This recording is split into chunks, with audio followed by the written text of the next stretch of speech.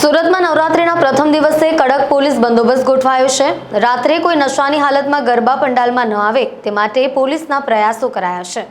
આજથી નવરાત્રીની શરૂઆત થઈ છે, ત્યારે ખેલૈયાના ઉત્સાહમાં કોઈ પણ પ્રકારનો ભંગ ન પડે, કોઈ અનિચ્છનીય ઘટના ન બને તેને લઈને પોલીસ પણ સંપૂર્ણ રીતે તૈયાર છે।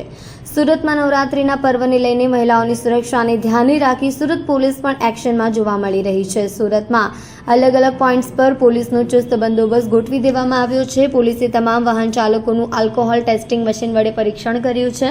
સુરતમાં નવરાત્રી દરમિયાન કોઈ પણ પ્રકારની ગડબડ ન થાય તે માટે કડક પોલીસ બંદોબસ્ત ગોઠવી દેવામાં આવ્યો છે।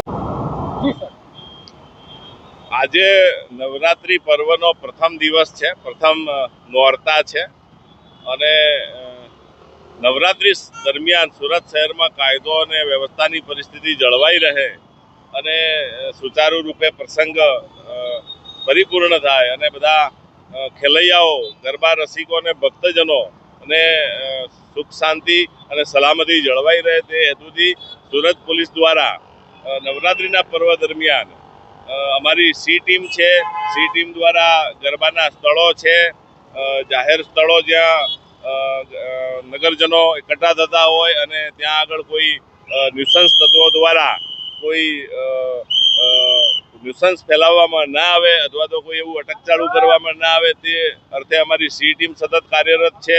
તેમજ જે અમારા પોલીસ સ્ટેશન વિસ્તારના જે મુખ્ય 4 રસ્તાઓ છે એ 4 રસ્તાઓ પર પોલીસ દ્વારા નાકા પોઈન્ટ રાખીને સઘન વાહન ચેકિંગ કરવામાં આવી રહેલ છે।